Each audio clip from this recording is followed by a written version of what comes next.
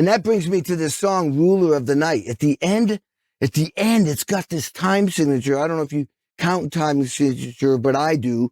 So at the end, it's 4-4-2-4-3-4 two times. And then it's 4-4-3-4 two times. You leave out the 2-4. Is that a Bukovac thing? I mean, who came up with that? Was brilliant. That was a Ryan Warner thing. Ryan Warner joined the band right after Bukovac departed. And that was brilliant. That was one of his first contributions.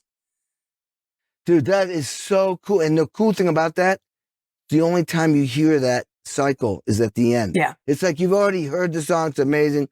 And then that comes in. It's like, I'm like, oh, come on. I loved it. I just completely loved it. I'm sitting there, wait a minute. What's going on here?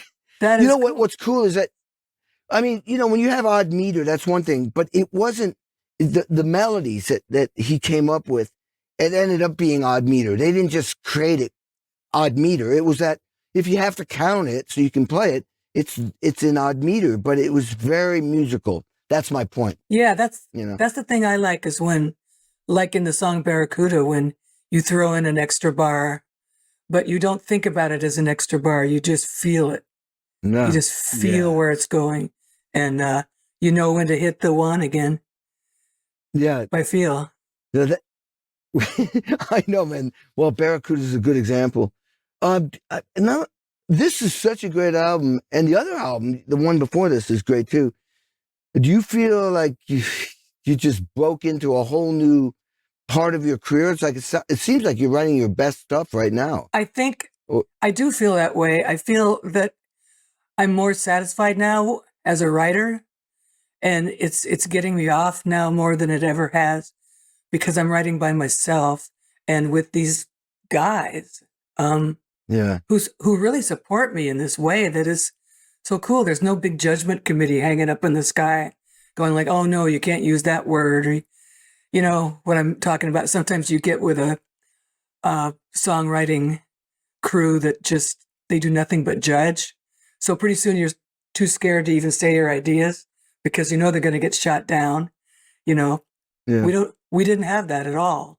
I felt really just free flowing. I'm looking forward to making another record with them if they want to. I think it would be. Oh, they'll want to. I mean, the thing is that you could feel that. That's like, okay, there's the songs, there's the performances, but there's a vibe. That's what I'm feeling. That's on top of it, like the umbrella over the whole thing. And the vibe is everything you're talking about, the attitude that you all had before you even made one note. That is what's magical to me.